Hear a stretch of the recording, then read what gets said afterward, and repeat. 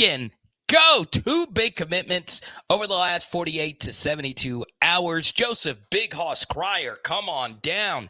J.D. LaFLEUR, a tight end, son of a former LSU tight end for the class of 2025. He also committed today. Also, will the college football gods, and by gods, I mean the college football media, will they have LSU as a top 5 team heading into next season? I think an even more impressive question would be, who will be ranked higher? Will it be LSU or will it be Florida State heading into week 1? Because I would feel both of those teams are comfortably going to be in the top 10. It would not shock me if LSU is around that 6-7 range, and I would guess Florida State is probably around that range as well. So we're going to be talking about all of that today on a glorious Tuesday night. We are 30-ish days away from the season opening up in Orlando, and one thing I like about football season, obviously we get a bunch of new viewers. I'm really happy about that.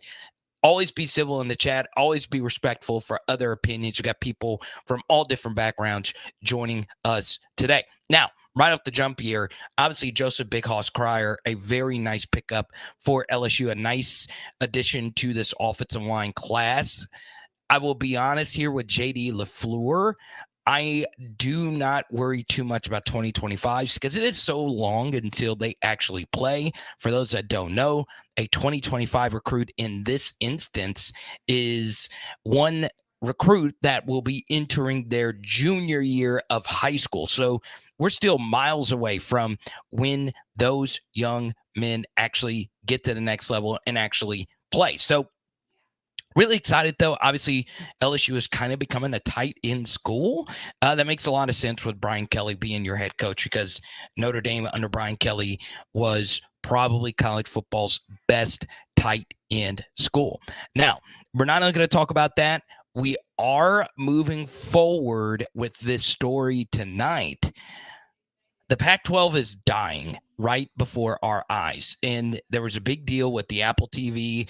Are they actually going to have a deal? Are they actually going to get enough teams? Or is this whole thing just going to disintegrate? We'll see. Because that's important, because a lot of you grew up with a powerful USC. A lot of you grew up watching Joey Harrington at Oregon. At least I did. This is a very bizarre situation with obviously USC and UCLA going to the Big Ten. We don't know what the heck is going to happen to the rest of the Pac-12 after Colorado bolted to the Big 12. It's going to be very, very, very interesting. So we're going to talk about that a little bit later. But tonight, I want to focus mostly on our current LSU Tigers, plus a little bit of recruiting. Okay, so we say hi to TOV. We say hi to Blaine, Cliff, the president of PHL. Good to see you. Jared, Freddie says we're going to be number 13 in the country. It wouldn't shock me either that we are that low. Actually, that would shock me. I think with Jaden Daniels and all the hype he's gotten, I think LSU is going to be comfortably in the top 10. Now, tomorrow on Power Hour SEC, we're going to have a deep dive on the SEC sleepers, the teams that I feel are true sleepers in the Southeastern Conference. This is something to keep in mind about LSU going into last year. We were picked to finish 5th in the SEC. Arkansas was ahead of us, okay? Texas A&M was ahead of us. So it is a very interesting year because now we are picked to finish 2nd in the West, and we are overall viewed as the consensus number 3 team in the Southeastern Conference. So it should be interesting. Dang, Grant. Grant thinks we're going 7-8 this year. You could play 15 games. I don't know if you can play 15 games and go 7-8. It sounds like a Jeff Fisher. We're not going 7-9 this year. And the Rams, of course, went 7-9. Good to see you. What's up, Michael B? Skipper, Big Al, Cole. Let's go. I'm just kidding. I know you think we'll be ranked 7th or 8th. Now, I want to chat about rankings. All right. What does rankings mean? Do they mean anything at all? They do. Okay. Your preseason ranking does matter. Now, ultimately, you have to avoid losing and make sure you stay at least a one-loss team. But over the time, I have honestly thought preseason rankings have helped teams out over, just how people perceive the strength of your program.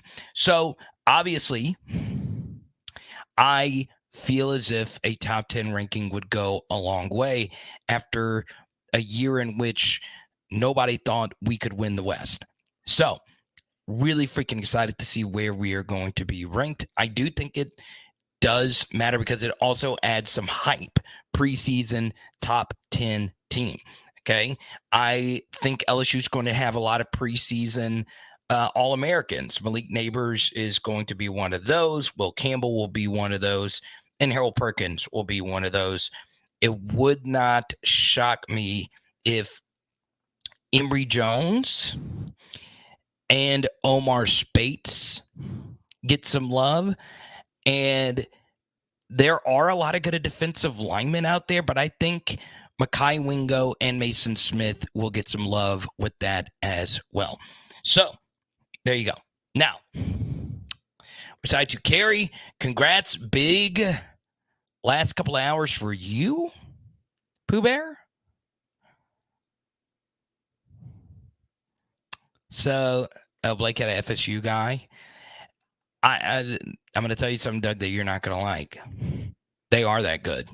I really do think Florida State is that good. Okay. But I also think we're very good. I think this is going to be a situation where both teams are going to live up to the hype and it's going to be a legendary game, right? So there you go. Now, we go back to this question, and I know Change has joined us. I want you guys right now, type L for LSU, type F for FSU. Who do you think will be ranked higher in the preseason poll? Type L for LSU, type F for FSU. Now, something else. I need you guys that have Facebook pages to go right now and share the Facebook stream on all platforms, okay? Or just share it on your Facebook page and tell people about the YouTube channel. Tell them we are football all the time, all right? Let me know. I just heard it's coming out soon, right? Kedrick just does not see it with FSU. I just don't know how you don't see it. I mean, this team is just stacked. They really, really, really are. Now, I also want to throw this out there, all right? I do look at my YouTube analytics. I get requests for doing deep dives like the one we did on Thursday, but my analytics tell me that I shouldn't do those anymore. I should just do recruiting videos and an occasional video here or there and just do live streams. So I'm going to be doing some Florida State film studies. Last year, they actually performed pretty well. Kedrick, thank you for your super chat. I really do appreciate you. So, yeah. Kedrick's super chat question is already up. But let me know. I could do a deep film study on the Florida State team. I've watched a decent amount of them, and I'm just going to let you know what they like to do. They like to do two things in particular. They run counter a lot. And for those that don't know what counter is, we weren't our offense. We were not that good of a counter team. Okay. We were a zone-based rushing attack. Okay.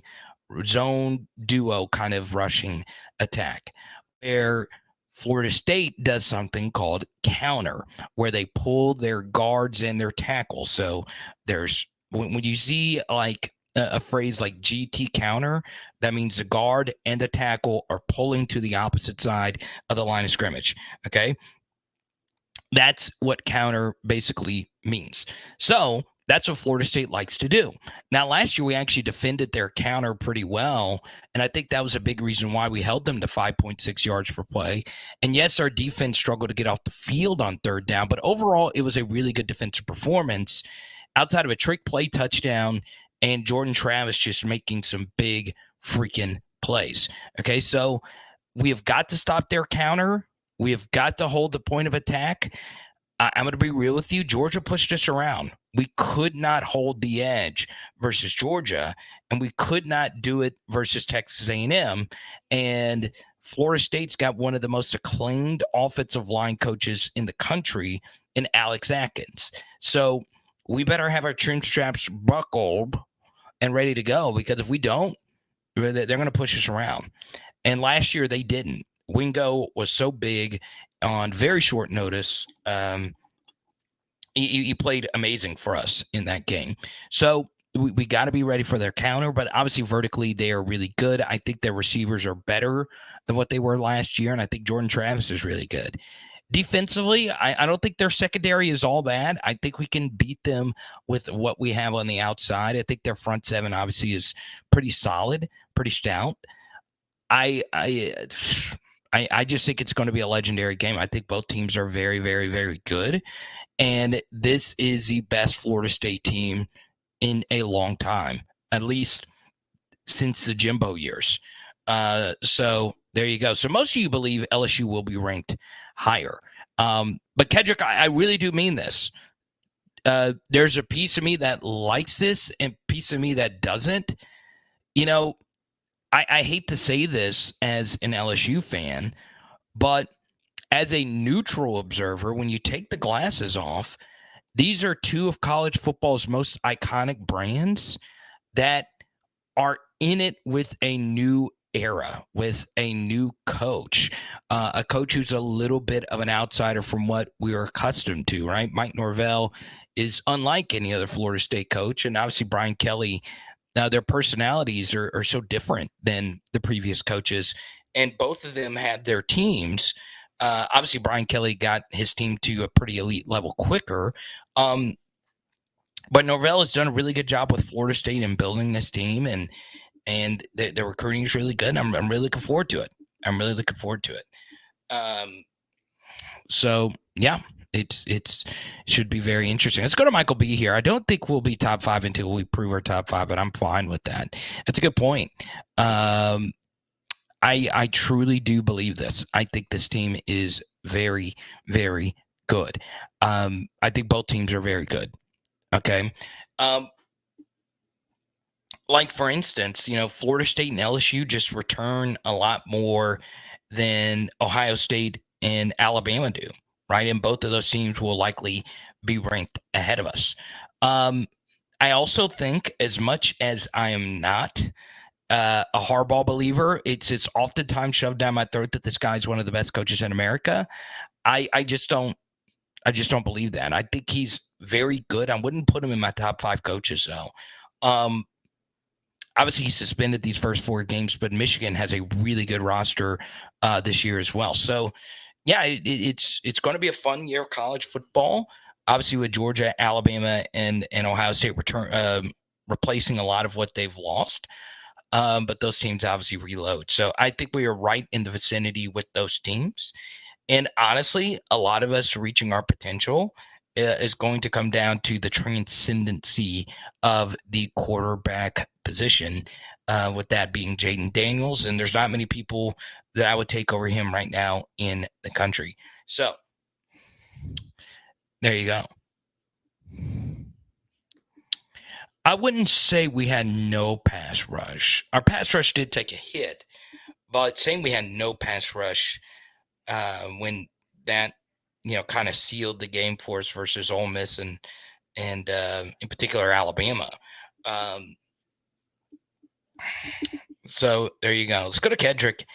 I hear you, but I don't see the answer for Harold Perkins. Also, our offensive line is going to be nasty and maul over the Florida State defensive line. There you go.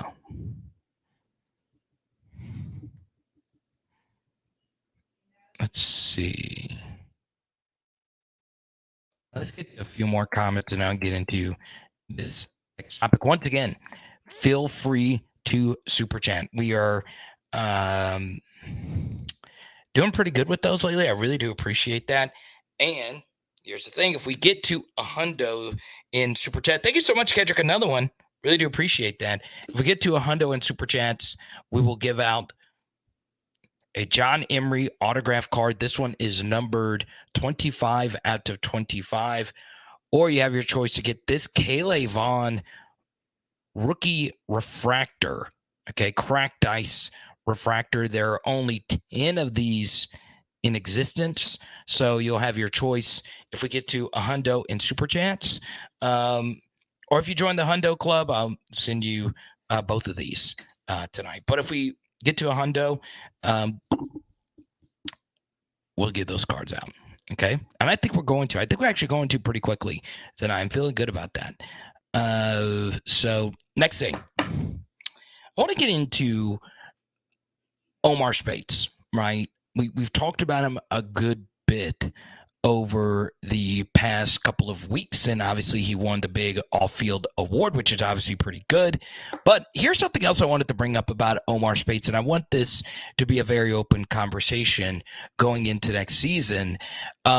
So historically, one position that we like to think rotates a little bit more than actuality is linebacker, right? If you really break down some of the great LSU teams, they oftentimes stuck with the same guys on the field at the same time. So, like Patrick Queen shared in the interview, he did not start 2019 season. It was tough for him to earn that starter spot, but once he got it, he never looked back.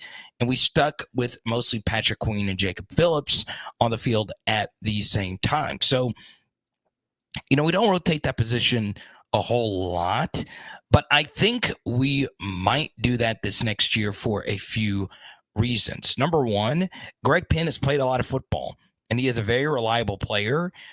He knows what he's doing. He's played in a bunch of big games for us, and he's pretty solid. And number two, I do believe Harold Perkins, will play the inside linebacker role that he's been playing. But I also think he's also going to play a lot of edge as well. So, for me, I feel as if you could see more Greg Penn than what we like to think to start off this season. Something else that LSU did have some success with last season was having Harold Perkins play a hybrid nickel, right? So basically we were able to stick in our 4-3 alignment, and Harold Perkins playing that outside linebacker role gave us the speed of a defensive back, but it also gave us a little bit more muscle with his linebacker-esque build, right? Especially considering our defensive back room isn't as deep as it once was. So I do think it is not out of the question. I know Harold Perkins is mostly going to play that inside linebacker role, but I do think at some point you could see Omar Speights, Greg Penn, and Harold Perkins on the field at the same time, if that makes sense. So obviously I'm really looking forward to what Greg Penn's going to bring. And then obviously Whit Weeks and West Weeks are right in that conversation as well. So there you go. Let's go to Arthur. Arthur, a first-time super chatter. Y'all show some love for Arthur in the chat. I need some clap emojis there. And there you go. Marcus, one of our recent card winners. He loved the Kayshawn card. There you go. That makes my night. I love giving cards out to PHLers that have kiddos in particular, because there's nothing better than giving a card to a kid, right? I gave quite a few out this weekend in Chicago. So there you go. All right, let's go to Arthur. Y'all make Arthur feel welcome. Who are you going to double team? Perks, Speights, Mason, Wingo, Womack. Yeah, that's basically it. I think one thing that's going to be interesting is how much pass rush can LSU get out of Savion Jones this next season, right? He's kind of playing this hybrid interior exterior edge role that Ali Gay played last year. And he is going to have all the time in the world to outright win and keep this job for the entire season. People in that building love Savion Jones. He had some really good moments, in particular in that Arkansas game. And, he had kind of a rough go at it in the Georgia game in particular. This is a big year for him. This is a very big year for him. There's been a lot of push for Savion Jones last year to start over Ali Gay, who obviously had his good moments and he also had his bad moments. But yeah, Savion Jones is going to be a big year for him. And, these guys we know outside of Womack can play. It's going to be interesting to see what Deshaun Womack, what position he actually will play. So, yeah, it's going to be fascinating. Could we see all 5 of these names you have listed here on the field at the same time? I believe you can. I also think game 1, you could see a little bit more Deshaun Womack and Jackson Howard than you think you will see. Okay. I think some of these transfers that came in, I think some of them could be surpassed by some of these true freshmen.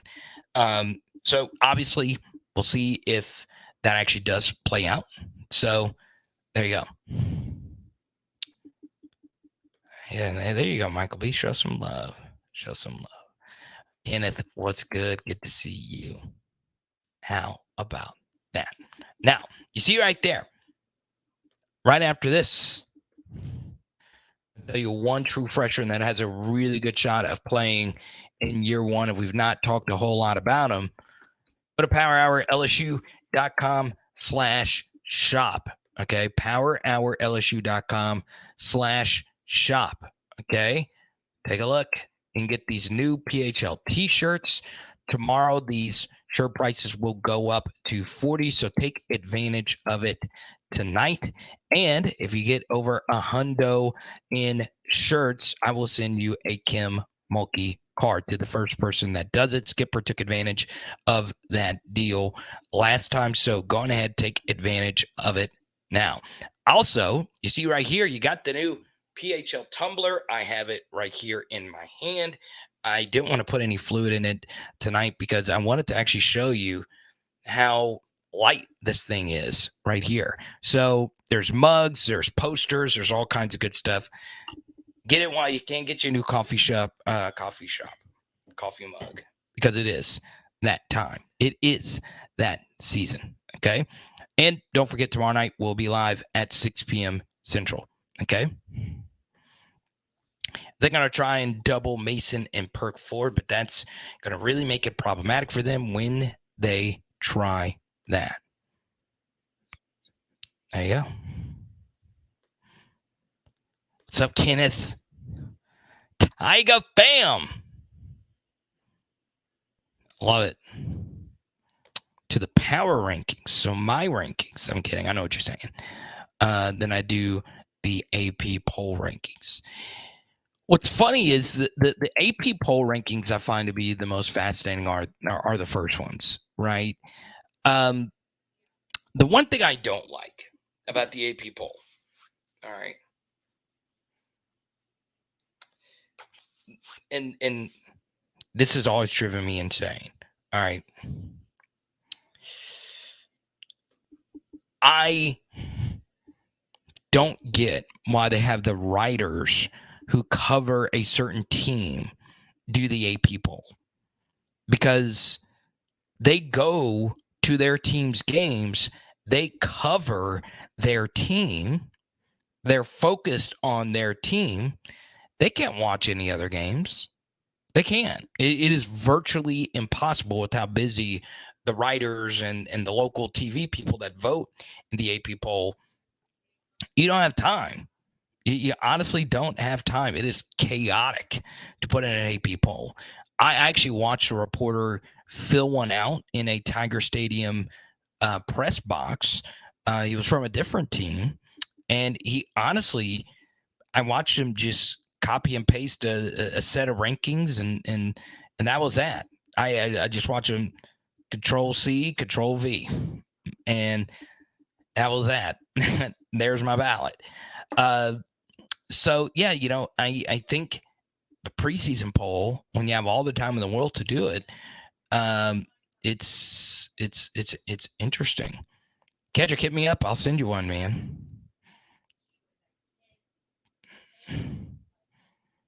Let's see. Let's go to Arthur with the follow-up. FSU has not played a team like LSU. They just don't know yet. They've played some good teams. I don't think that they faced a Harold Perkins or a Mason Smith type player just yet. So there you go. And the same thing's true right here, the coaches poll. So there you go. Yeah, I do have a few more hats left. So if you want, once they're gone, they're gone. Okay. So if you want one, hit me up, powerhourlsu@gmail.com. Those aren't available on the website because I actually do ship those out myself.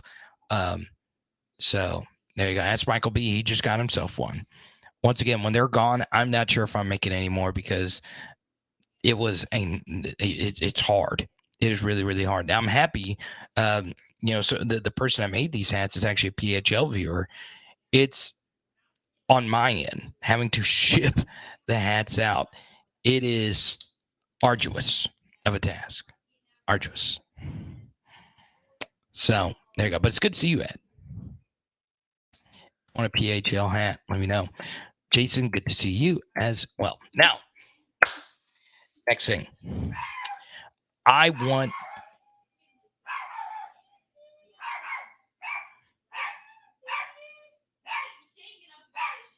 somebody's here. Huh?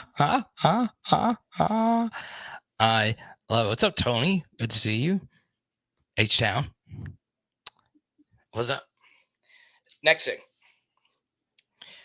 I want this to be very clear going into this next year.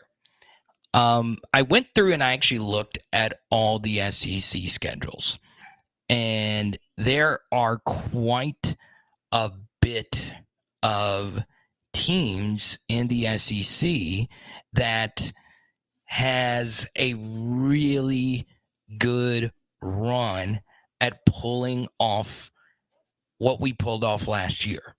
Okay. Now, tomorrow on Power Hour SEC, if you're just now joining us, I am dropping my two biggest sleepers in the SEC, the teams that I truly feel have the best shot of pulling off what we pulled off last year.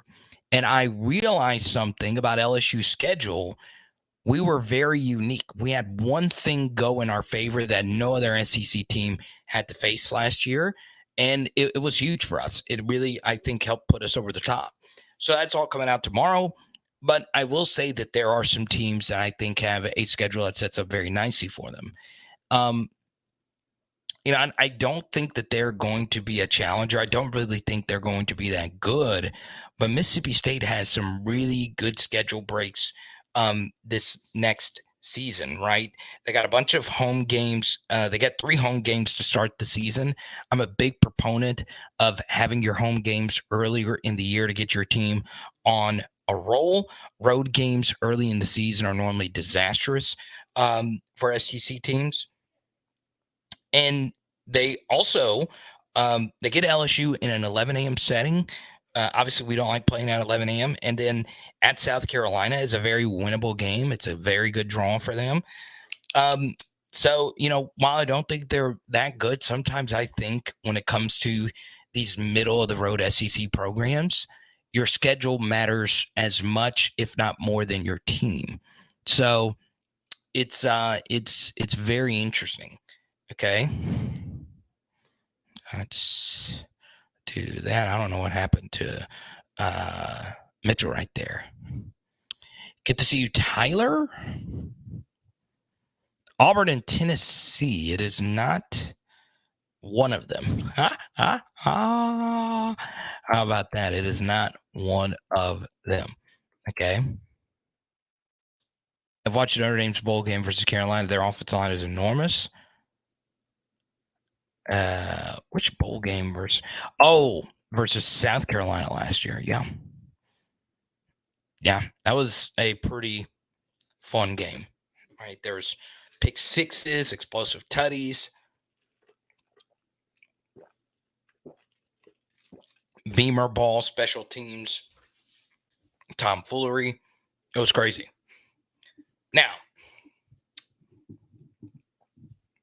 one more thing. I feel as if I'm looking at this from an LSU perspective, okay, you look at our yard per play numbers offensively and defensively, they weren't championship level. You look at our game control, you look at our average win percentage, in-game win percentage, it wasn't championship level. But I do think it could be this year because we returned so many of our great players from last year's team. I do think there are a few players last year that we will sorely miss this year. Obviously, B.J. Ojolari is one of those guys. And then Jay Ward is also one of those guys. But honestly, offensively in particular, obviously Anthony Bradford was a really good player for us. Kayshawn was obviously hot and cold, but I think we played him a little too much. I took a little bit of a blowback on a live stream when I said I think we should switch things up. And then he had the Florida game and he was speaking up with the team and he played well. And, he had some really big moments. He had a good Alabama game. But, we definitely need more consistency from our slot receiver position. Okay. So there you go. Welcome to the channel, Authority Song. Now, next thing. In the comment section right now, tell me from the bottom of your heart, who do you believe is the position group not named defensive back and not named special teams that you are concerned about the most? Okay? Let me know. Okay? Which position group, not named DB, not named special teams, are you the most concerned about? Okay? Let me know. Taking a look at the poll question. The preseason AP poll will have LSU in the top 5. 52% of you say yes. Okay?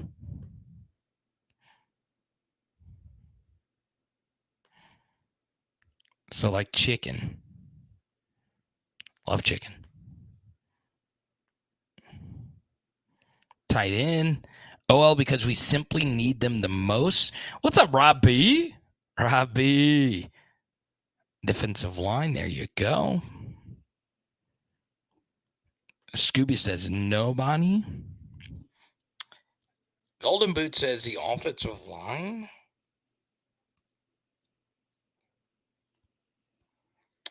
Yeah, here's one thing I'll say about the middle of the offensive line.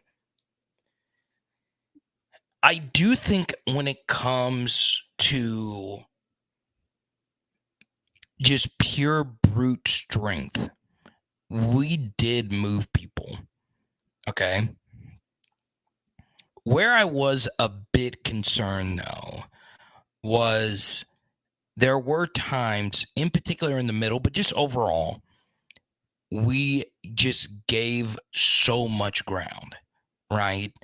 We just got pushed back quite a bit.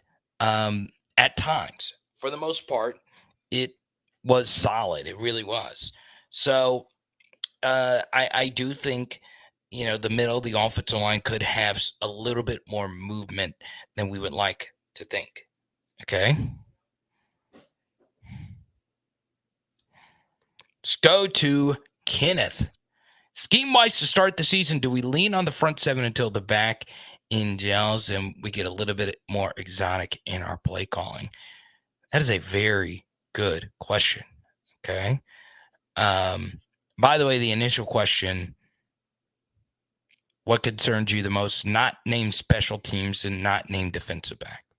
Okay, so last time I checked, kicker was special teams and corner was the secondary, defensive back, whichever one. All right. Scheme-wise to start the season, do we lean on the front seven until the back end gels? Then we get a little bit more exotic in our play calling. So I do believe LSU would like to not need to be as exotic as they needed to be last year to get pressure home at times. But the big thing for me, Kenneth, that really helped this team out was honestly Harold Perkins. He just changed so much, and it's not necessarily him being a really good player. It has more to do with what he did to your offense pre-snap. Okay? Because you had no idea where he was lining up. We put him on the edge, and we would also put him behind the nose tackle and stack him. And you wouldn't know if he was blitzing. You wouldn't know if he was QB spying. You wouldn't know if he was looping. And one thing Matt and Jamar did a really good job of was moving the guys around to create matchups. So we would put Wingo at defensive end to get a good bull rush. And then we would put BJ Ojolari at a 3-tech as a defensive tackle in pass rushing situations. And he made such a big play in that Mississippi State game doing that very thing to the point where it got brought up on Good Morning Football, the NFL morning show. I truly, truly do believe that LSU will be able to get home with 4 more consistently, and they'll be able to do it without actually needing to move guys around as much. And obviously that puts a lot of pressure on Mason Smith to get home, but I feel as if we are going to be able to get home and with just a few guys up front, and that obviously would help out our back end. Something else about our secondary is Omar Speights is a really good cover linebacker, so we should be pretty good to go. Now, obviously on this channel, we're big Ovia Gufu fans. He's jumped on here. I really do like him. I think he's a very, very solid player. Obviously, BJ Ojolari is pretty much as good as it gets when it comes to being a jack edge rusher. Like, he's probably, last year and then next year behind Perk and Will Anderson. But, Ovi could play. He's a really solid player. So hopefully he can give us some good push. And he had his best game versus Alabama, of course. So we've got obviously enough to get it done on the front end. We're just going to need some help on the back end. The thing that concerns me, Kenneth, all right, what should we do about the spring game? Okay, this is my major concern about the secondary in the spring game. Okay, my major concern, and this coming from a place of love. LaTerrence Welsh obviously had a really good game. Javian Toviano also had a really good game, okay? But what I want to bring up here is just brutal honesty. There were instances where our defensive backs weren't close, right? We weren't, as far as tackles being made, the offensive guys were breaking them pretty easily. Now, for good reason, because you don't tackle during the spring, but it is a little concerning. And then we also just got lost quite a bit. Now, Brian Kelly is pretty notorious defensively of staying very vanilla in the spring game, and it was kind of more the same this past season, this past spring game. But once again, you should never just panic too much about the secondary. I think they will be fine.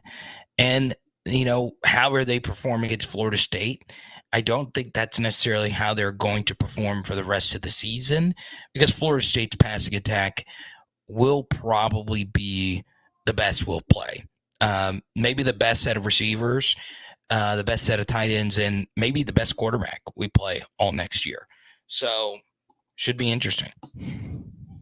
Ken follows up here. If that's the case, then our defensive line is going to allow linebackers to seriously eat and disrupt the line, which makes you a little bit more confident in the secondary. So, there you go. Oh, no. Yeah, I mean, I followed up with saying that, you normally play vanilla in the spring game. I'm just also bringing up that there were instances where even if we are playing man coverage, we weren't close to, bringing some guys down and playing tight coverage. Okay. How much do you think Harold Perkins will switch from inside linebacker to edge rusher on passing downs? And by the way, I still like our secondary. Don't take that any way other than me just sharing what I saw. All right.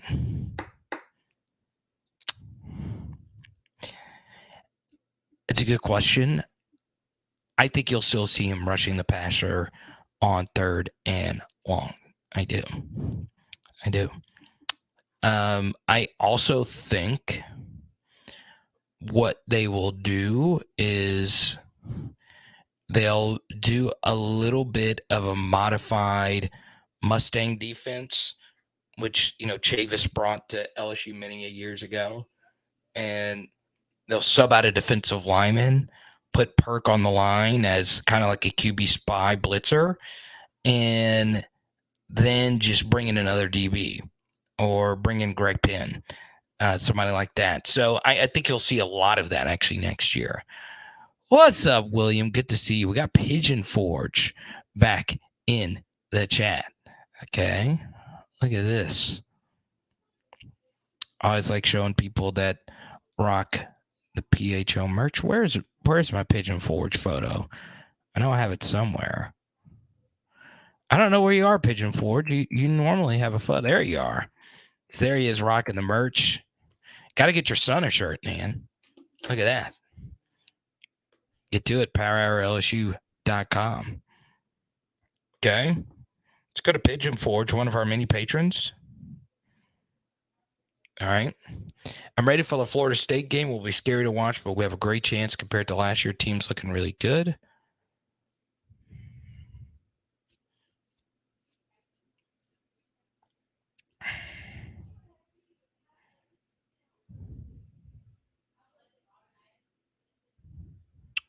Defensive line coach Jimmy Lindsay. I think he's going to be pretty good for us. I do love a good Sharpie. I love a good ink stick, man. I do. Okay. There you go, Authority. He's already given his score prediction. Yeah, I think this is pretty true. I'll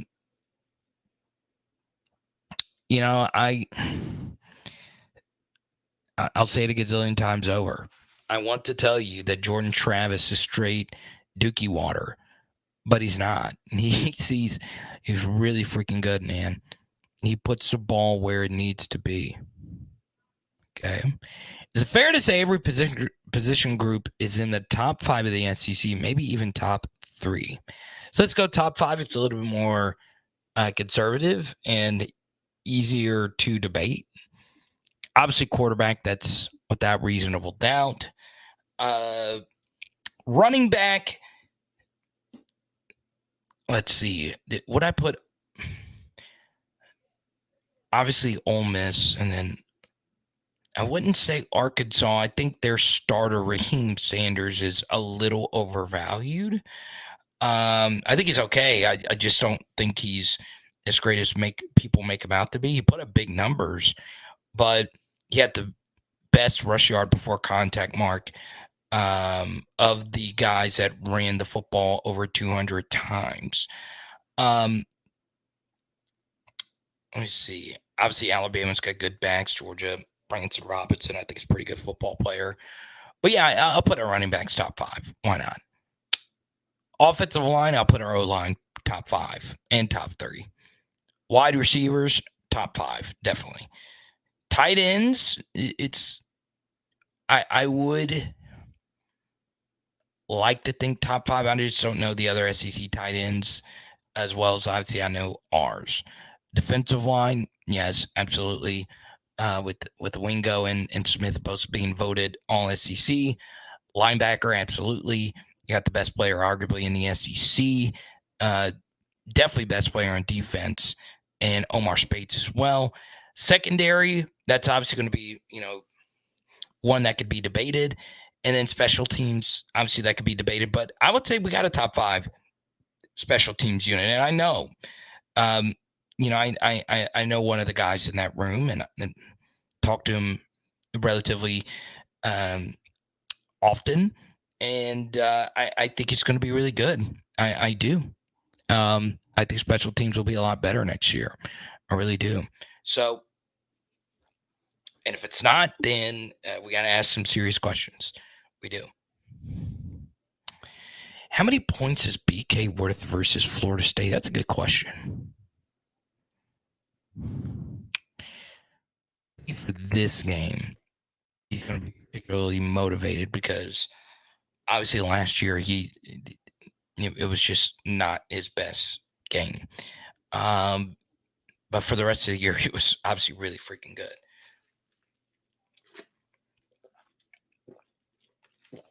But I would say he's worth at least 2.5.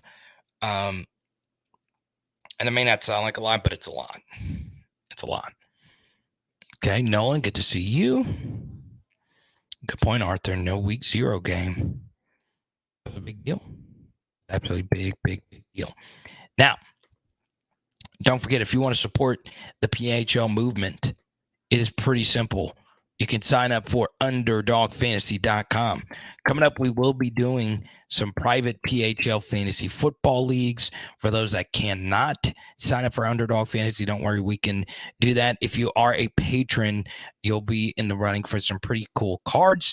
But don't forget Underdog Fantasy, UnderdogFantasy.com. If you're outside the state of Louisiana, you can sign up. Promo code Carter. It goes a long way in helping grow our channel. And I mean a long way. You get a deposit match bonus. And guess what? Type in the promo code. You're helping your boy out in a major way. Okay. I also have a fantasy football channel. Make sure you check it out. Mediocre Fantasy Football for mediocre fantasy football players like you and I. Okay. It'll be Ramos. It will be a physical game. Arkansas's got a pretty solid team. They got a really good coach and 2 new coordinators. So I do think if Arkansas did not have KJ Jefferson, you could be looking at a 4-win team. He's that freaking good. And yeah. We've got a bunch of new backup quarterbacks, too, at Arkansas. Defense. Let's go. Dr. Morgan. Good to see you. Now, type Y for yes, type N for no. You will be here tomorrow night, Wednesday night at 6 p.m. Central. Last Wednesday, we had a commitment happen right before the live stream. That was Kai Bates out of Florida. Type Y for yes, type N for no. Our 1-hour tight live stream Wednesday nights, 6 p.m. Central, for those that cannot stay up late on school nights, right? So don't forget, we'll be live tomorrow night, Wednesdays. We'll see you there. TOV, I forgot, you got to get yard work done on Wednesdays. So that's why you just got to blast my audio. That's what you got to do. That's what you got to do. Now, we have reached a point in the live stream. We start talking about some more macro college football takes. I do want to bring up a pretty big one, right? So there's this conference realignment going on. I will say this. To take an LSU perspective of this whole ordeal, be very lucky you are stable. Okay? You are stable. You don't have to worry about where your conference is going to be and what conference you're going to be in. You don't have to worry about your head coach at LSU. He's not going anywhere. Your coordinators. Now, coordinators come and go. They hardly ever stay that long at any one place. But Mike and BK are obviously pretty tight.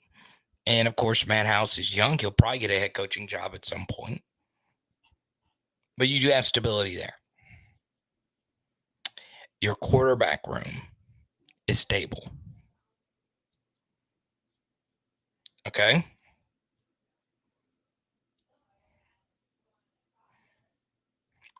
You have stability. In a world full of instability, college football is a mess right now with NIL, with all of it. And just a year and a half to 2 years ago, guess what we weren't? Stable. We were very unstable. We didn't know who our coach was going to be. The program had been tanked. Scholarship numbers tanked. We knew what conference we were going to be in, but where were we in the hierarchy of the SEC? Stability matters. Okay? That's the LSU perspective of all of this. Looking at you wherever you are right now. Okay? Some of you are watching mobily. Okay? And if you want a sticker to put on the back of your phone, let me know. We can work something out. I could send you one. I think I still got a few more of these holographic stickers, but you could still put, I got a stack of them right here. Whether you're watching this on an iPad, a phone, you're young or old, doesn't matter. I'm watching this in Louisiana or in Turkey. Stability matters. It does. Okay. And guess what? You got it in pretty much all the big sports. So it feels good, doesn't it? Now, could you imagine, even if you're Oregon, you just signed your young hotshot coach to a long-term deal? Where in the hell are you going, conference-wise? I don't know. I don't know.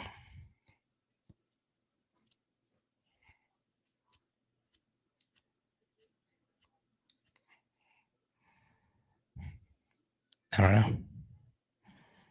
Hey, Williams going for the Triple Crown.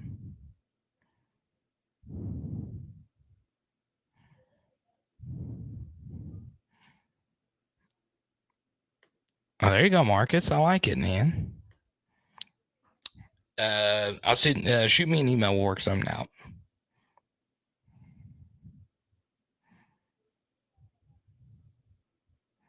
They do cost a little something. I had to get more recently. These stickers do look good, though.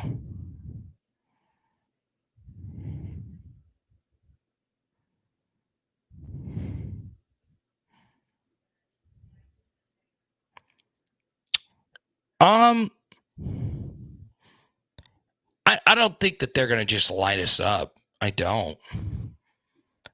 But, in a perfect world, Brian, I'll say this. There is there is a piece of me and I really do mean this, there is a piece of me that does think that we could be in a shootout. Okay. Now, when you look at last season as a whole, we really only played in one kind of run and gun shootout, and that was the Florida game, right? And we it really was just like a scoring affair. They were scoring, we were scoring, and in our third down deep dive, Jaden's most underrated throw of the season was that ball to Cole Taylor in stride from the pocket within the structure, and he threw with perfect mechanics, perfect timing, pre-read where the defense was, saw the safety in a cover two shell shaded towards Malik, and fired a very good seam ball to Cole Taylor, who is not a receiver known for creating separation. He threw him kind of open. To win in a shootout, you got to make some of those kinds of throws, right? And this Florida State game very well could be one of these games you got to win 48-45 or something like that. And if that's the case, hopefully our offense can do it. It would be a very welcome sight to see, because as good as LSU's offense was in the fourth quarter, our defense really created a lot of opportunities for us throughout that game before our offense could really get clicking. And that was one of the better LSU defensive performances in a big spot in recent memory, with so many guys stepping up and having such big games. So yeah, I mean, it's not out of the realm of possibility that Florida State puts up 30 something on us.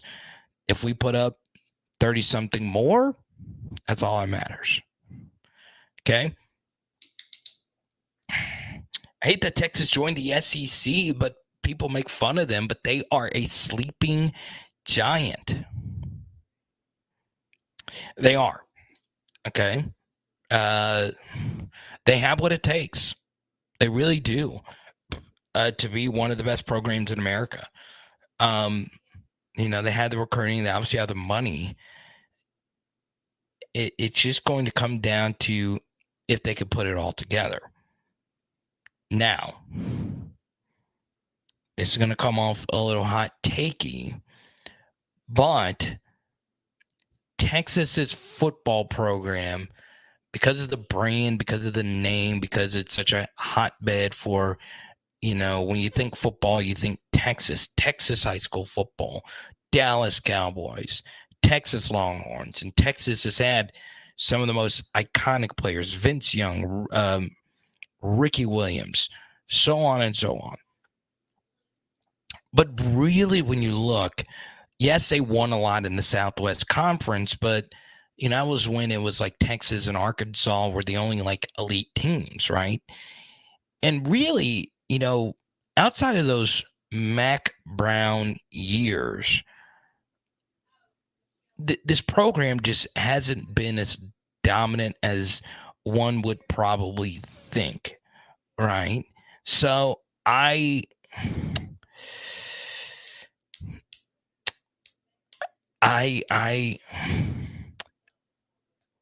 do agree with you, Michael B., but I also could see a world where they are still in the middle of mediocrity. Something else, okay? While Texas has money, I think some of these schools like SMU has a chance to get going again. How did SMU win the first time around?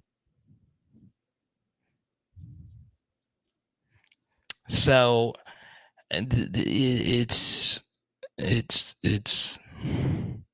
funny. Samuel, good to see you again, brother.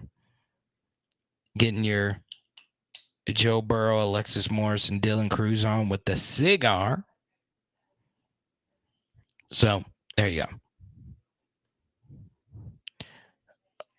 Let's see here.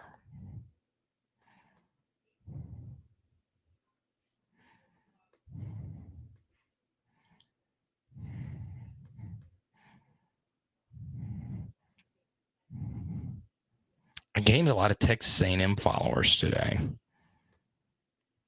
That's either a good thing or a really bad thing.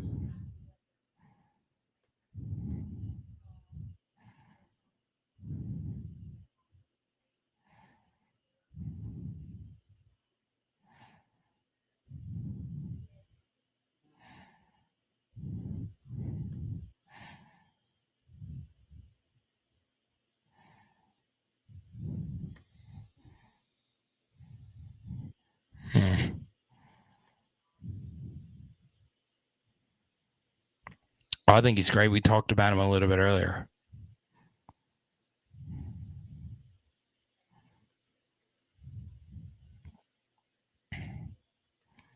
I mean, SMU can cook. I mean, you just got to watch out for him, man.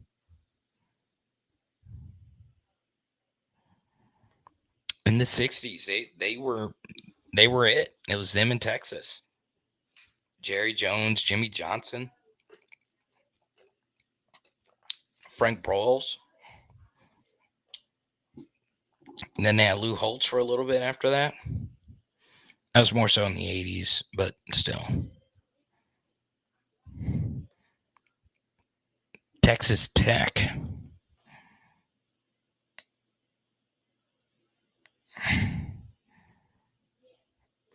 I know, Doug. I tweeted out some love for them today.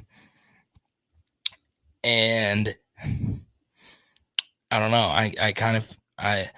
What's funny was I tweeted out a photo of Max Johnson, and it wasn't intentional. Two things happened. Okay.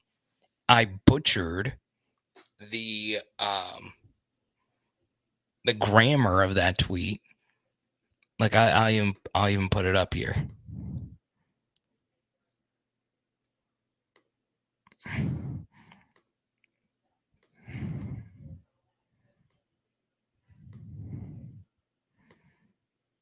Totally butchered the grammar of this tweet.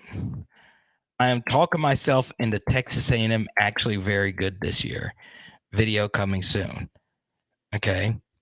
And then the next thing that happened was, I kid you not, I was putting the final touches on this video tomorrow on Power Hour SEC, and Final Cut Pro deleted all of this that I had been working on. So it took me hours to go refetch this footage and put this whole video back together. So there you go. Right when I start to think Texas A&M could be something, it's the football god saying, don't lead these men into temptation.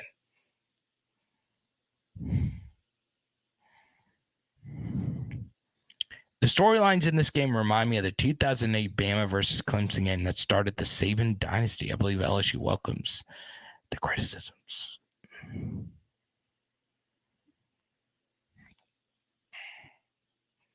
(2008) Bama versus Clemson. Let me pull this up.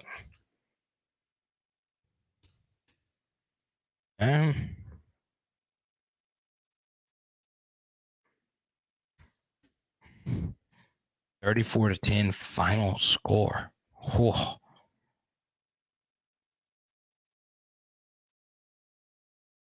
Put up for Brian Super Chat. Appreciate you, BT.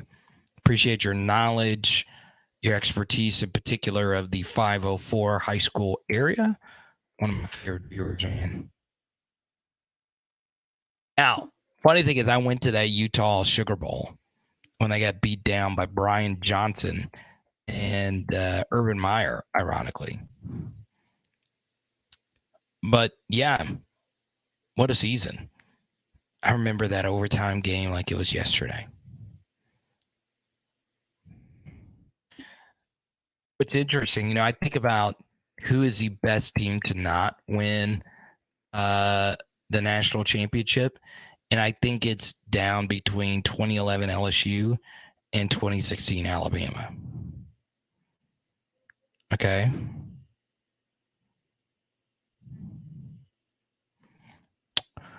You touched on this briefly earlier. I do think Greg Penn will play. I think you will see all three of those guys on the field at the same time from time to time. Okay, in particular for playing a more run-based team. Are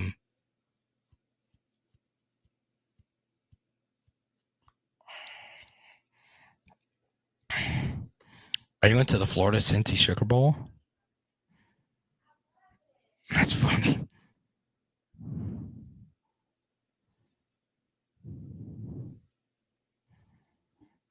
UTSA is good. You're right. Jason Traylor can really coach. Let's see.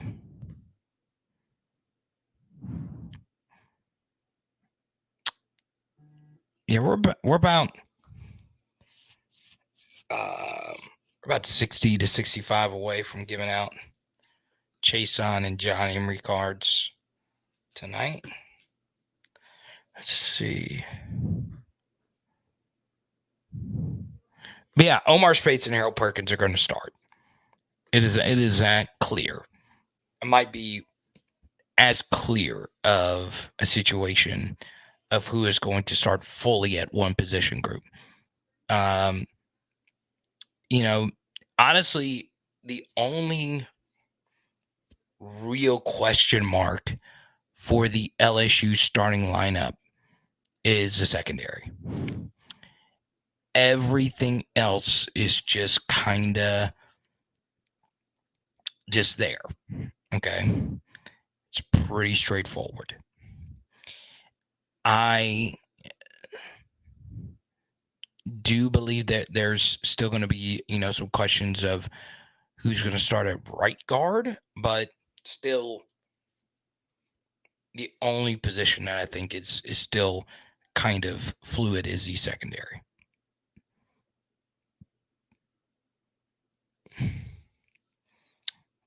Who's on the edge, it'll be Agufu. Your starting front will be Agufu at the jack, and then Savian, Mason, and Wingo. So there you go.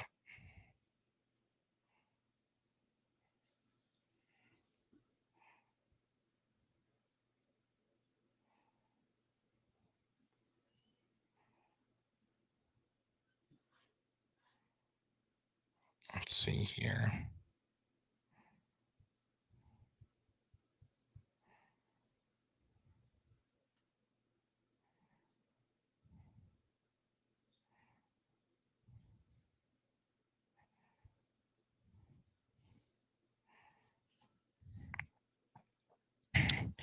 Everybody, welcome back. Victoria, what's up, buddy? Good to see you. Let's see. East Texas guy.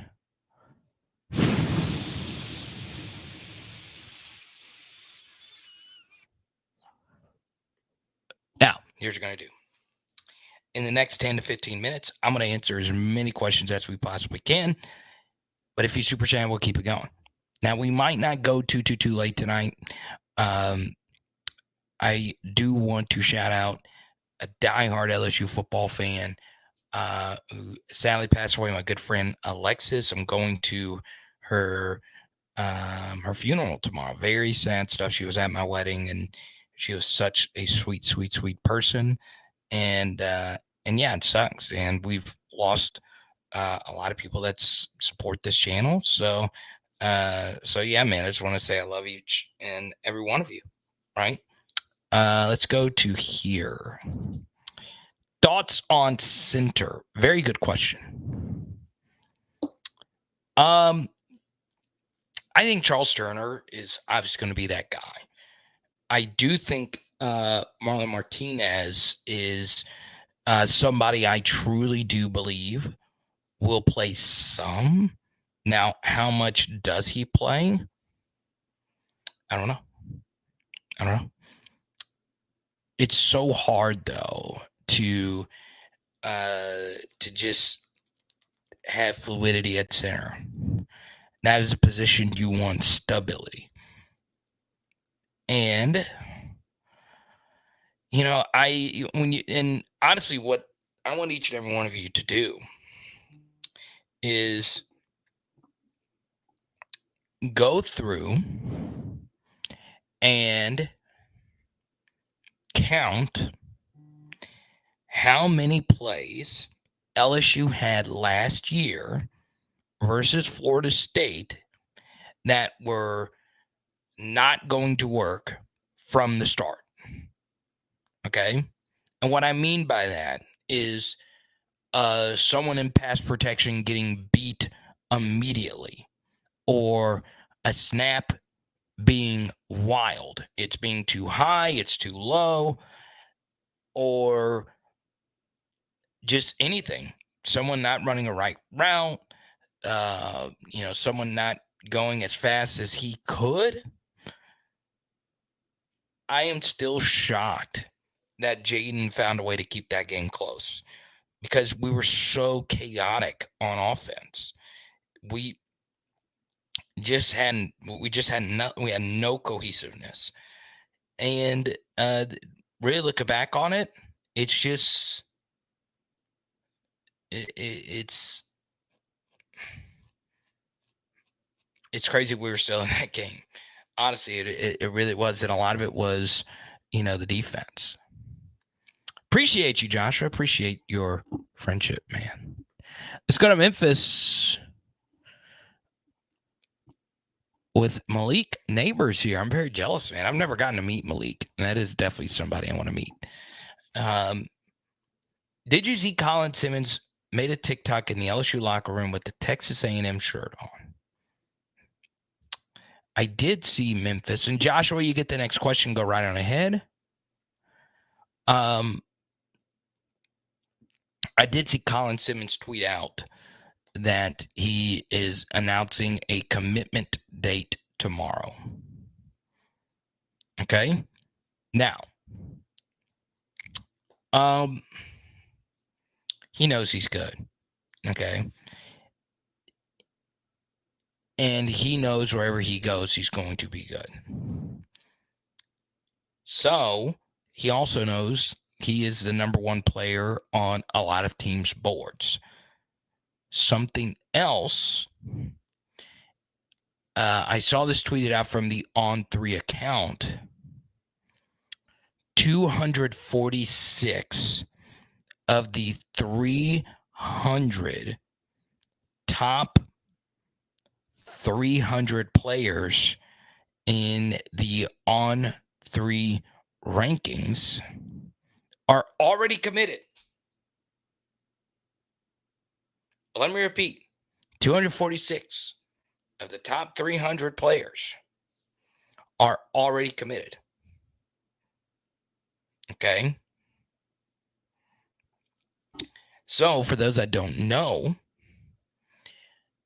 last night at midnight, so technically today, this morning, was when you could really start recruiting the 2025 class. Okay? So LSU released a bunch of graphics for the 2025s. You got a commitment. Even with NIL, kids are committing early. Okay? So Colin Simmons is out there, knows he can go to any school he wants to. He can take his time with it. And he's also in a position of leverage because there's so many kids that are already committed. So, that's more time and resources you can go for an uncommitted guy like him. I do think it's down between LSU and Texas. The A&M shirt on, I don't think that's really that big of a deal, because kids get so much gear from all these teams. They just put whatever on, right? It's like, this player wore LSU gloves in this game, but he wore a Texas A&M towel in this game. It's also just cool to walk around your high school with all that stuff. But yeah, I mean, even if Colin Simmons announces a commitment date tomorrow and it's before the season, I don't think it is over for him, because he just moves the needle for so many teams, right? Especially, one thing that really helped him out is Harold Perkins. I'm serious, because Harold Perkins was kind of a similar type of player. Simmons does just play defense. Harold Perkins mostly played offense in high school, but still, teams want that next Harold Perkins. They'll do whatever it takes to get him, right? Because there's just not many defensive players who can just win games on their own like he can, right? And Colin Simmons definitely has that in his range of possibilities. So there you go. What's up, Rick? Good to see you finally made it home, Jared. Joe. I think LSU wants him to be a center, Big Hoss. But he can also play guard. I don't think he's a tackle, but I like Big Hoss's speed. I really do. I mean, he's got a good first step. And LaFLEUR will play tight end at LSU. Very good questions. Good to see you. So there you go. So Josh, that was a super chat question. Yeah, I like Big Hoss a lot. I really do. I've not watched a single second of LaFLEUR. Not watched a single second. Obviously, I'm really excited. It's not because I don't care. It's just it's tough to get around all of it. And I don't really do 2025 stuff this early unless it's a quarterback. Obviously, I know about Harlan Berry, but, you know, as long as LSU takes 3 running backs in the 2025 class, because there's 3 really good ones in Louisiana, I just want the 3rd highest ranked guy to get picked. And that guy's from Opelousas, and he is a tank. He looks like Kenny Hilliard. And I like that. You guys know how I am about my thick RBs.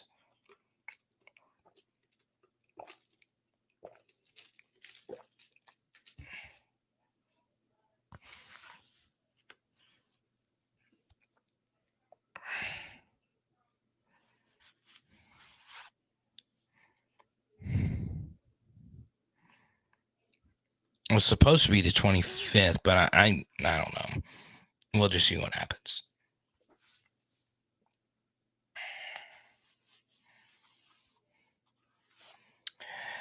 Michael, but you're better off not doing it. And I'll be real with each and every one of you. Okay? I can't follow it. Like, every single second of every single day like some people do. Now, they get paid good money to do that. But it drives me insane. It drives me absolutely insane. Right? Because obviously nothing really counts until the paper is signed. And obviously with the portal now, it's anything goes, right? I mean, imagine how Oklahoma fields. Oklahoma spent all this time and resources to recruit Florida because you're in Norman. You're in the middle of nothingness. And obviously you need to go get some talent from some of these fertile states, be able to get some kids out of Florida to commit. And both of them left before spring.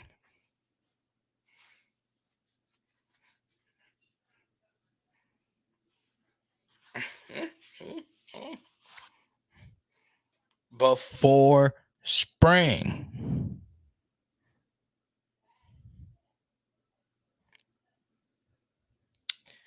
One more thing I'll say about recruiting. Okay. I'm telling you right now. NIL stuff, the money is always going to be the most important thing. Obviously, that's going to be the biggest change that's happened in college football. And the transfer portal has changed so much. But the most underrated change that has happened in this sport, by far the most underrated, is the unlimited signees.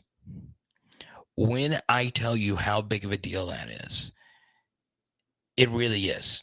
Now, once again, you're hard capped on 85 total players, but that 25 cap was so difficult to deal with as a coach. And now you don't have to worry about it. TJ, what's good, Dan? Let's go. I'm actually going to call TJ tomorrow.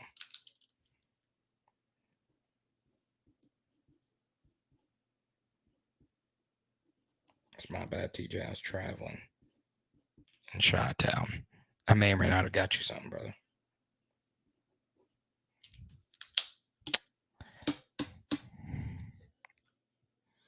Yes, he is only going into his junior season. Now, thanks to Forge, we'll do this again. Forge with the super chat to extend it. If you super chat, we'll keep this thing going for another 5 to 10 minutes.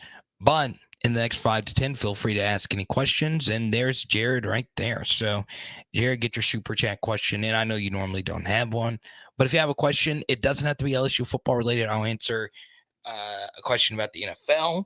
I'm really happy Deion Jones got picked up. He is with the Panthers now. The Panthers, obviously, a lot of LSU Tigers there with the Terrace, along with Dante Jackson. So yeah, really excited about that. We'll see what happens with Joe's injury. So, John Silby super chatted about this on Sunday, but I feel as if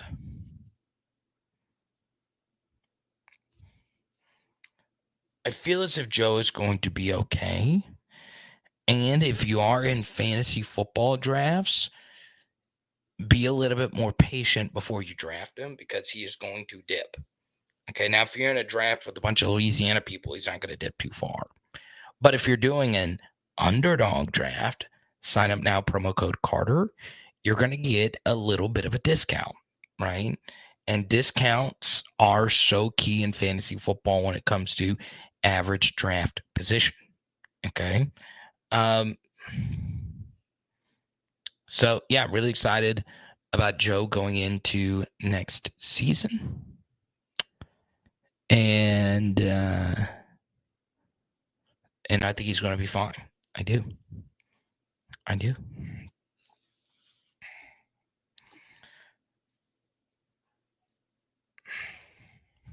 Let's go to Forbes here. Oklahoma and Texas may come in and show some teams up. All this trashing them may come back to haunt some. There will be college football played this month. Thank God. We need it. We freaking need it. Now,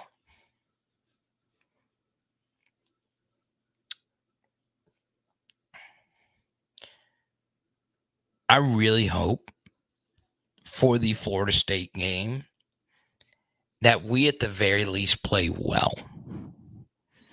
I just think that's so key if we just play well.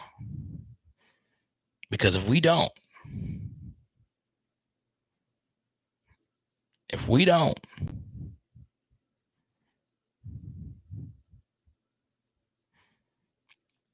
we might want to schedule a week 0 game before USC next year. Just putting that out there.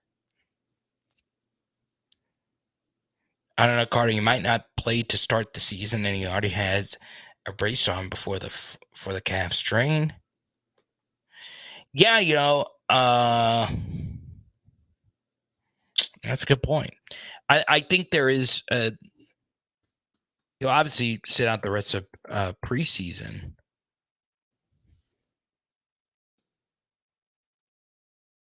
Let me pull this up really quickly.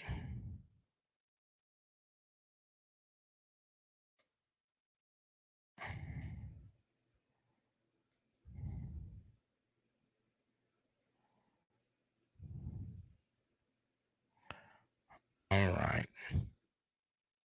So TJ. Will this heat go away? You know who else is saying that, William? You want to know who else who's saying that? Will this heat go away? The Portland Trailblazers. Okay, that was a lame joke. That was such a lame joke. Let's go to TJ Super Chat. Obviously, this may not technically be this month, but still. Here are the big games in week 1. Florida at Utah, Virginia versus Tennessee, Arkansas State at Oklahoma, Boise State at Washington, North Carolina versus South Carolina. It's going to be sexy. I freaking love that game. Okay. LSU versus Florida State. How about that? Okay. Now, the only issue I have with that is they gave the wrong date on the LSU Florida State game. That'll be Sunday, September 4th. Which one of these games outside of LSU Florida State are you most excited about? North Carolina, South Carolina, Boise State, Washington, Arkansas State at Oklahoma, Virginia, Tennessee, Florida, Utah. You let me know.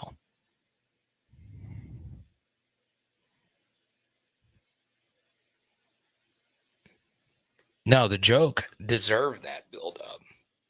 It deserved that build-up. Especially since we sometimes get into NBA here at the end.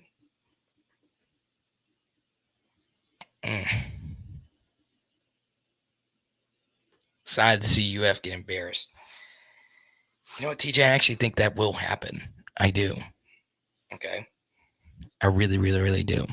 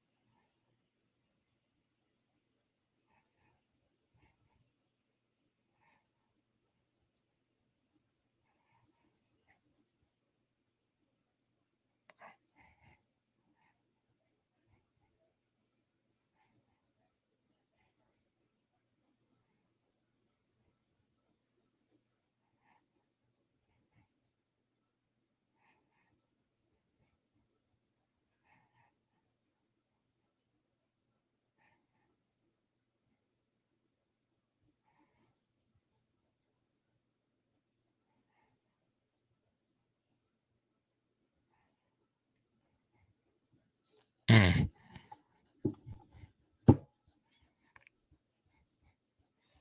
Yeah, I think the game that excites me the most is North Carolina, South Carolina. I think Shane Beamer is really good. I don't know how many coaches I'm taking over Shane Beamer right now. Okay. Now, I know Kirby's better. I know Nick's better. I know Brian's better. But, and I would take all three of those guys over Shane Beamer no matter where.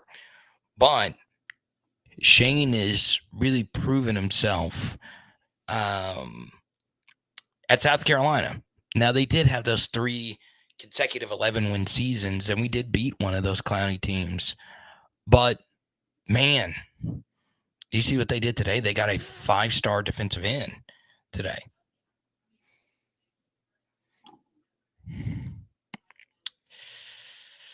Yeah, I think Florida's going to get beat down pretty badly. I would find a way to get Utah and to get the Florida team under. Dame went from loyal to crybaby. He did. Now, I don't blame Damian Lillard for not taking advantage of the system, right? He wants to go somewhere where he could play with the contender, and obviously in the East where it's weaker, and with Jimmy Butler and obviously Eric Spoelstra, that gets you, how much does that series versus the Nuggets change? With that Damian Lillard, it does probably quite a bit, honestly. Dame had that legendary series versus Denver a few years ago, right? I still think Denver wins, but they probably win a few more games. Yeah, and I like Dame. I do. There's so much structurally wrong with the NBA. It's just have a monopoly over basketball, which is the second most powerful, biggest sport in the world. So even if the league structure is bad, and even if you can have players hold two franchises and basically the whole league hostage, because one thing people forget about these like superstar force out negotiation kind of things is all these other role players are just kind of caught in limbo, right?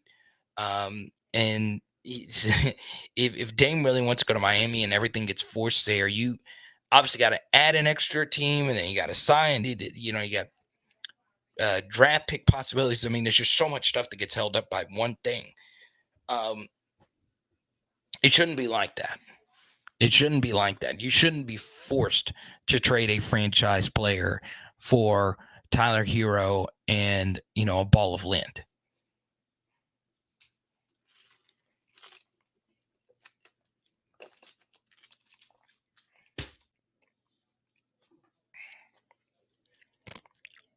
That's going to be Kyron early on. There's a lot of room. It's a lot of room for some other guys to step in. Gotta love the corny jokes. Hey, thanks to William. We've been missing I mean, the stream is not the same without Pigeon Forge. The stream is not the same without Pigeon Forge. I kind of want William to change his name on YouTube to Pigeon Forge. It's still one of the funniest things.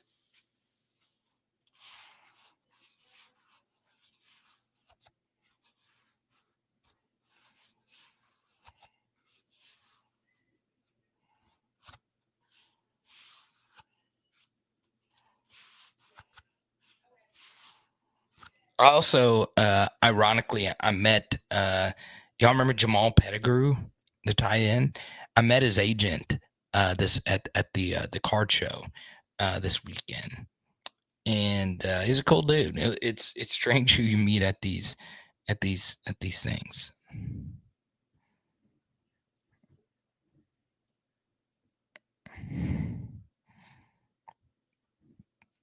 What was ASMR? Was it?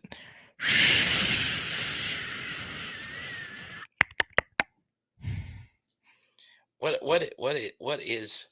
So would this technically qualify as ASMR?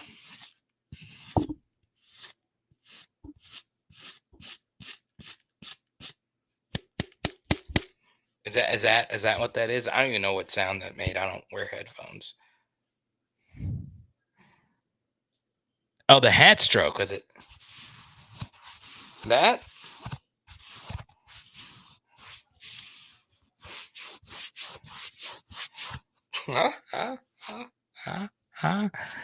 Oh man. The weirdest thing is when you see those like the big thing on TikTok now, those the ladies what are they doing? Hot dog so yum. Hot dog so yum. Gulp, gulp, gulp, gulp.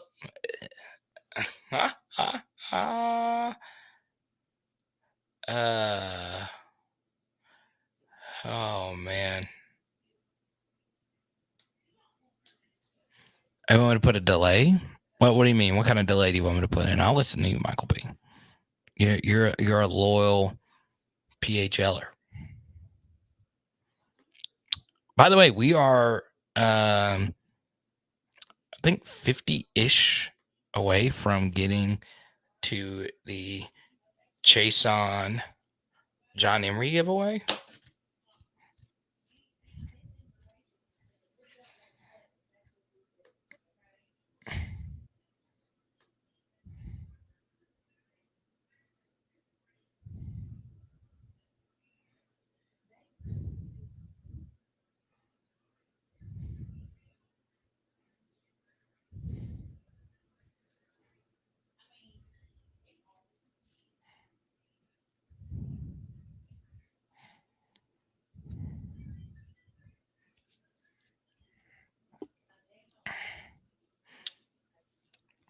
The trolls and bots come out of the woodworks. They do.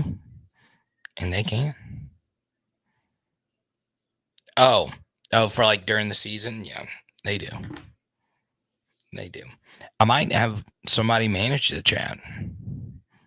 Might be a little bit easier that way, where I don't have to worry about the trolls. We had a bunch of people putting those random phone numbers in. I don't know why.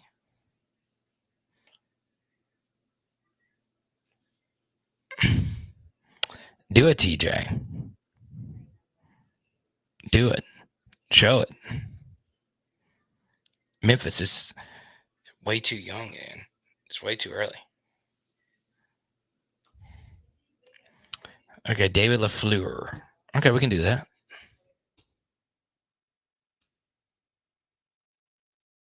I actually have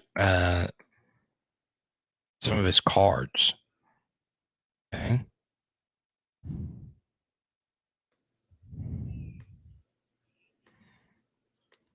So this is David LaFLEUR, okay? Yeah, LSU is a first-round pick. And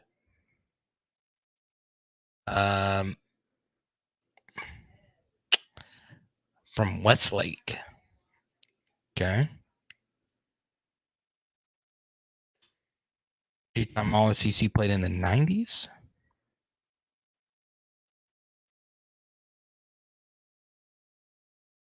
Cowboys 3 seasons. So his, yeah, you know, it's strange, right? But yeah, let me see. I got a few of his cards over here.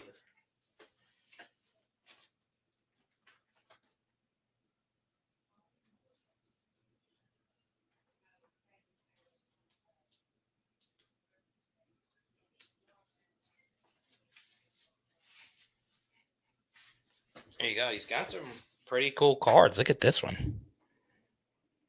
I just dropped it. This will not gem now. But yeah.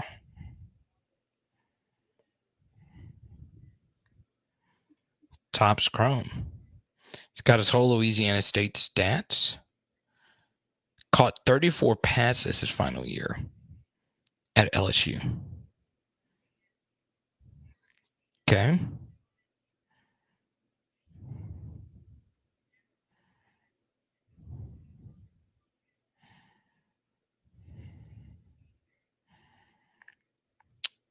And Dallas actually moved up in the draft to get him.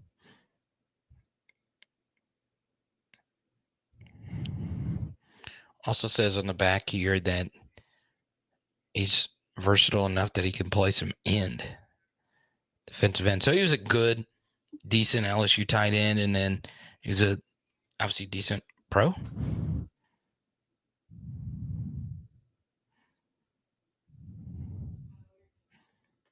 Westlake. Best LSU game I've been to is 2019 LSU versus Bama game. All right. Best LSU game I've ever been to. Okay. So let's exclude national championship games. Let's exclude all of that. I'll tell you the best game I did not go to was LSU Texas in 2019. Missed that game. Okay. I was supposed to work that game from the sideline. And they called me basically the day before. I was getting ready to pack up and go to Austin. And they said, hey, we don't need you to cover the game anymore.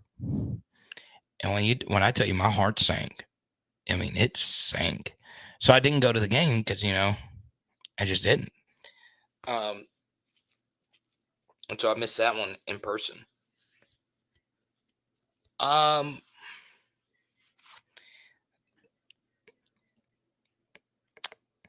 The best game I've been to, Samuel, it's definitely September 5th, 2011, LSU Bama. The build up to that game was so crazy. I mean, game of the century, all those things. So Obviously, that I could say '07 Florida LSU. I could say Auburn LSU. Texas put all the LSU band in the nosebleeds, and there's no air conditioning for the LSU locker room. LSU versus Auburn, the earthquake game. 2018 walk-off at LSU.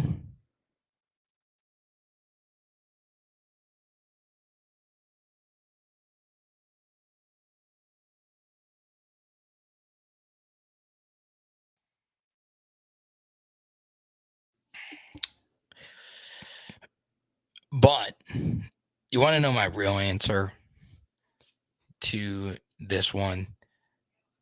The best game I've been to in terms of drama.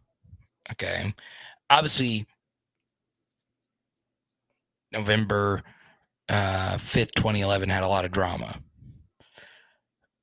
But I was on the field for LSU Tennessee in 2010. That game made no sense. That was definitely the weirdest game I've ever been to. And it's definitely the most memorable. It's all a blur. I was kind of when camera phones were starting, but it kind of wasn't. So there was just so much chaos. So much chaos. I remember seeing the LSU sideline, just hearing players yell out, "What the F?" Seeing everything happen and the players running back and forth.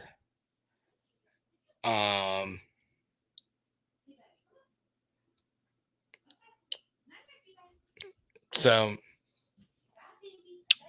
yeah, that game was very underrated too, the Auburn comeback.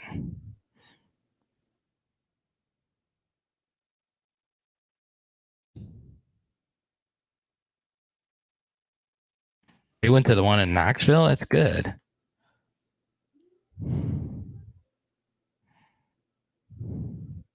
Oh, so you're talking about the one in LSU.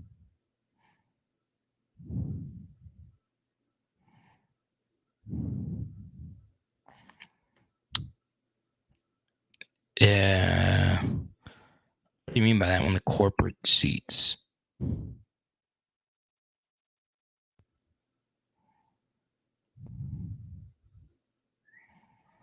Oh, you left before you saw the ending, Doug? Honestly, when people say that they left before the ending and they didn't see the actual ending, I don't blame them. I really don't blame them, because that was the most disgusting way for a game to end. Disgusting.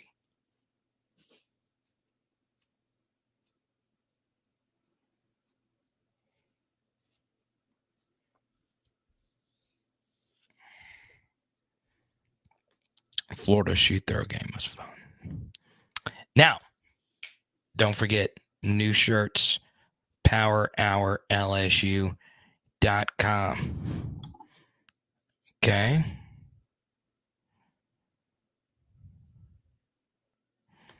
Oh yeah, the AJ Green game. Oh man, I was on the field for that one too. That was a wild one.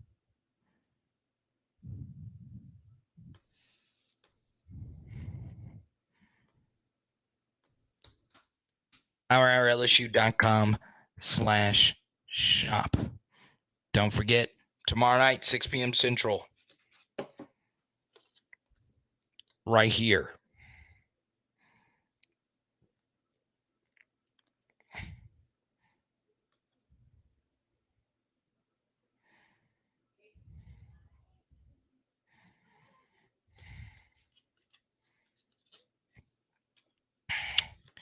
I don't know, Doug. You should know. Your name is Doug Knows. I'm just glad you're okay. I still think that story is crazy. If you want to hear the story,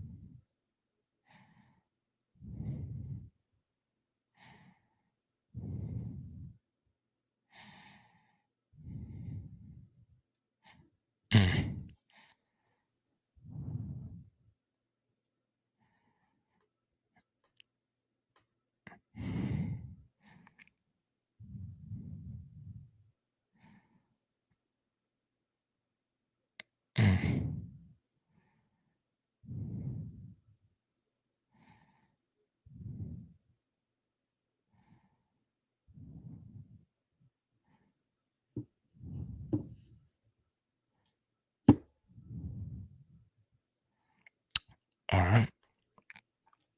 Tomorrow night at 6, we'll see you there. Let's go through our super chatters. Kedrick via Cash App. Arthur, first-time super chatter. Kenneth, Brian, Joshua, Jared, and TJ. I really do appreciate it. Don't forget, tomorrow we'll give these out if we hit the hundo mark. We got kind of close tonight. That's okay. Shout out to David LaFLEUR and his son. We'll also give this one out on tomorrow's live stream. It is Power Hour LSU. Bam! And tonight we are doing